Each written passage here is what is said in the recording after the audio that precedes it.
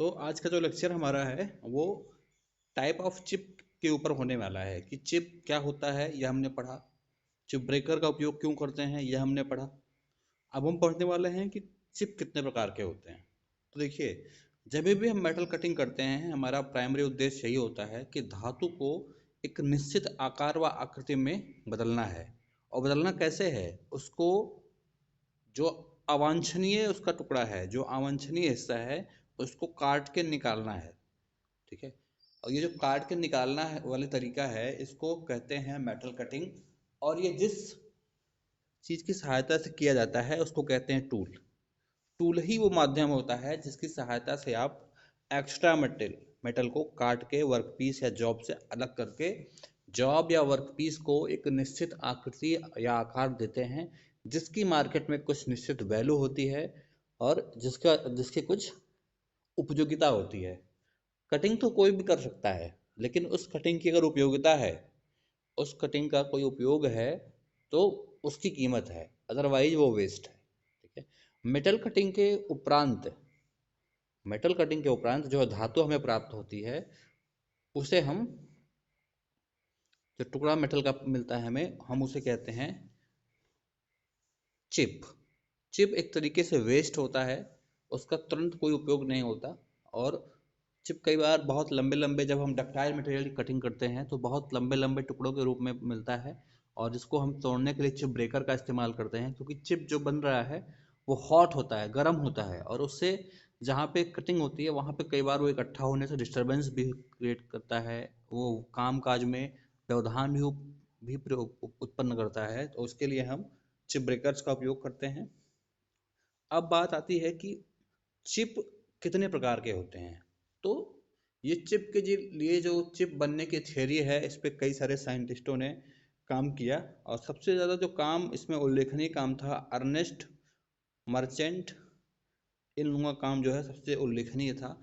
Merchant ने आगे चल के, अगर आप लोग को पढ़ेंगे तो इसमें आपको मर्चेंट सर्कल नाम से एक वो मिलेगा, आपको एक रिलेशन दिया उन्होंने जो डिफरेंट एंगल्स के बीच में था। इनकी थियरी काफ़ी पॉपुलर थी। तो इन लोगों ने जब अध्ययन किया तो पाया कि सभी प्रकार के मेटल कटिंग से प्राप्त सभी धातुओं के जो चिप्स बनने का प्रोसेस है, उनको मुख्यतः तीन प्रकार से बांटा जा सकता है। ठीक है। इन्होंने जब स्टडी किया डिफरेंट डिफरेंट टाइप के मेटल, जो वर्क पीस के अलग अलग मटेरियल लिए, जैसे ब्रिटल लिया, डक्टाइल लिया, और भी कई तरीके के मटेरियल लिए, तो उन्होंने देखा कि जो हमारा चिप बन रहा है वो अमूमन जो है तीन टाइप से बन रहा है। पहला जो है डिसकंटिन्यूअस या सिगमेंटल चिप। डिसकंटिन्यूअस का मतलब होता है जो छोटे छोटे टुकड़ों में हो। सेगमेंटल का मतलब सेगमेंट या टुकड़े छोटे छोटे, या खंडित पार्ट। ठीक है। तो डिसकंटिन्यूअस का मतलब होता है जो टूट जाए, एक साथ लगातार ना रहे, टुकड़ों में रहे। और वहीं सेगमेंटल की भी हालत वही है कि जो सेगमेंट में रहे, छोटे छोटे टुकड़ों में रहे। यानी अगर मेटल कटिंग कर रहे हैं हम और जो चिप बन रही है वो छोटे छोटे टुकड़ों में आपके बन रही है, तो इस टाइप के जो हम चिप को डिसकंटिन्यूअस या सेगमेंटल चिप कहेंगे। चिप जो है, जब आप लेथ पे कटिंग करते हैं, आपने वर्कशॉप में देखा होगा, तो वो लगातार चिप निकलता है। वो लच्छे में निकलता है, लच्छा बड़ा होता जाता है उसका, करली करली घुमावदार चिप निकलती है, तो वो कॉन्टिन्यूअस चिप है। ठीक है। दूसरा हमारा है continuous chip with built up edge, sorry, continuous chip second हमारा है। कॉन्टिन्यूअस चिप का मतलब लगातार चिप, जो चिप निकल रही है वो लगातार बन रही है, वो बीच में टुकड़ों में, छोटे छोटे टुकड़ों में नहीं निकल रही है। ठीक है।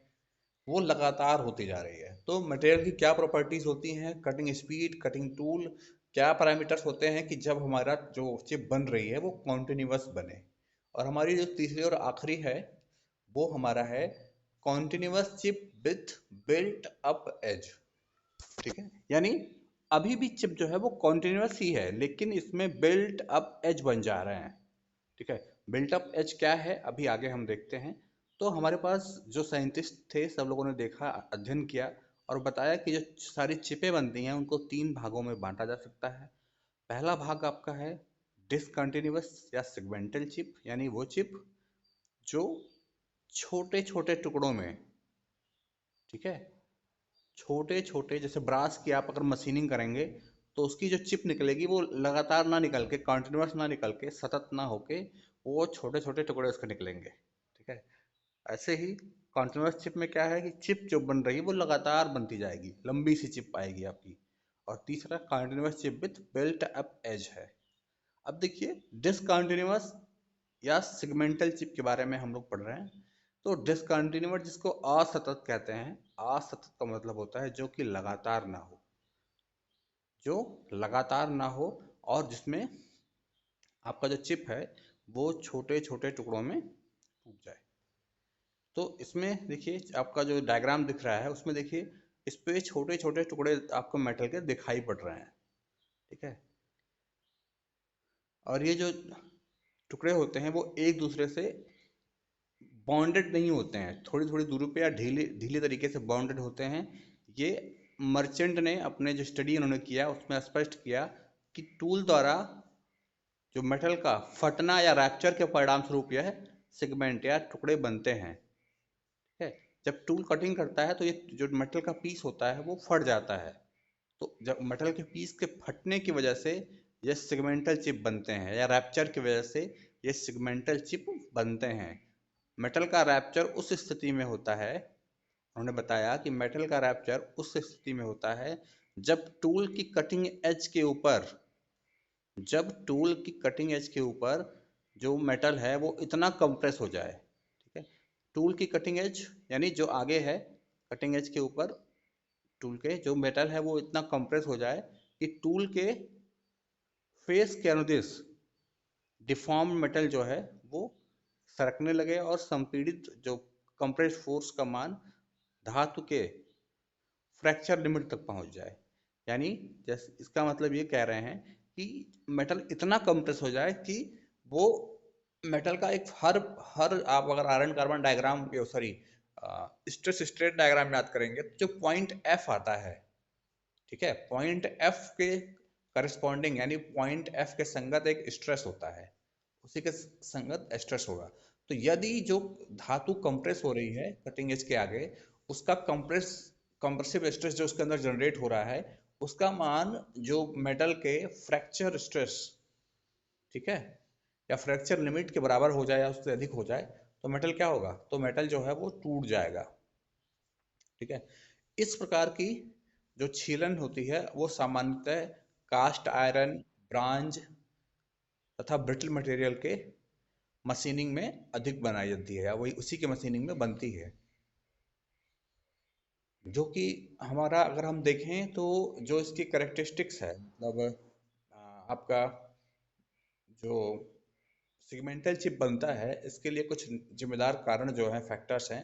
पहला है कि मेटल का ब्रिटिल होना तथा नॉन डक्टाइल, जैसे cast iron, brass casting, beryllium, titanium आदि, यानी जो ब्रिटल मटेरियल और नॉन डक्टाइल मटेरियल हैं इनकी जब आप मशीनिंग करते हैं तो आपको सामान्यतः आप डिसकंटिन्यूअस या सेगमेंटल चिप्स मिलती है जो सेगमेंट में रहती हैं। दूसरा क्या है, कटिंग स्पीड कम होना। जब कटिंग स्पीड कम रहेगी तो उसको टाइम मिलेगा पूरा, ज़्यादा देर तक कंप्रेस रहेगा तो वो टूट के निकलता जाएगा टुकड़ों में। और दूसरा है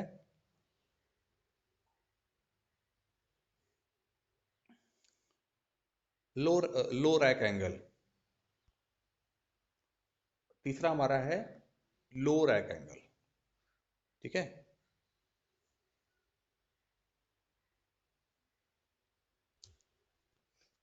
1 मिनट भाई जरा रुकिए।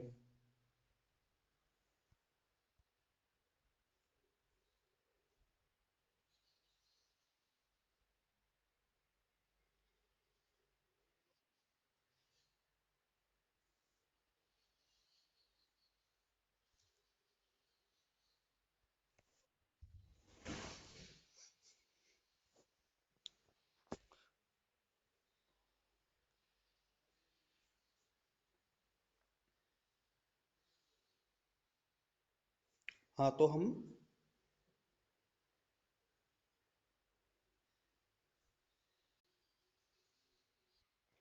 ठीक है, तो हमारा जो कटिंग स्पीड है उसके बारे में बात कर रहे हैं। तो जो हमारी डिसकंटिन्यूअस चिप है इसमें देखिए पहला तो है कि जो आपका मटेरियल है वो ब्रिटिल हो, नॉन डक्टाइल हो, दूसरा कटिंग स्पीड आपकी लो हो, और तीसरा जो कटिंग टूल की ज्योमेट्री है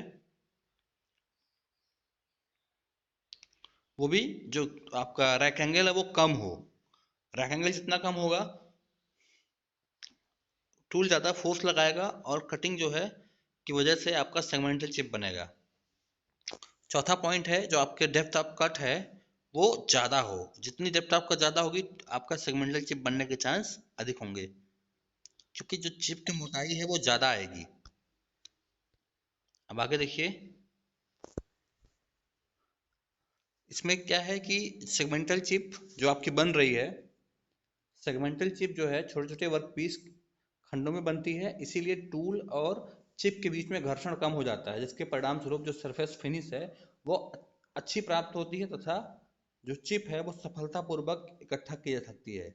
इसका निस्तारण भी आसान है, इसकी हैंडलिंग करना भी आसान होता है, क्योंकि चिप जो है छोटे छोटे टुकड़ों में बट के इकट्ठा हो जाती है। जबकि अगर यहीं लगातार या कंटिन्यूअस चिप बनती है तो वो छल्ले के रूप में, गोल गोल छल्लों के रूप में हो जाती है, और जिसकी वजह से उसको इकट्ठा करना, उसका निस्तारण करना थोड़ा कठिन हो जाता है। आगे देखिए, जो डिसकंटिन्यूअस प्रकार की चिप की रचना ब्रिटिल पदार्थों को अच्छी सरफेस फिनिश प्रदान करने के साथ साथ टूल की लाइफ भी बढ़ाती है, क्योंकि टूल में फ्रिक्शन जो आपका नहीं होता है, तथा इससे शक्ति व्यय भी कम होता है। डक्टाइल मटेरियल में डिसकंटिन्यूअस जो आपकी चिप बन रही है उसकी उत्पत्ति के फलस्वरूप निम्न कोटि की सरफेस फिनिश प्राप्त होती तथा टूट फूट भी अधिक होती है।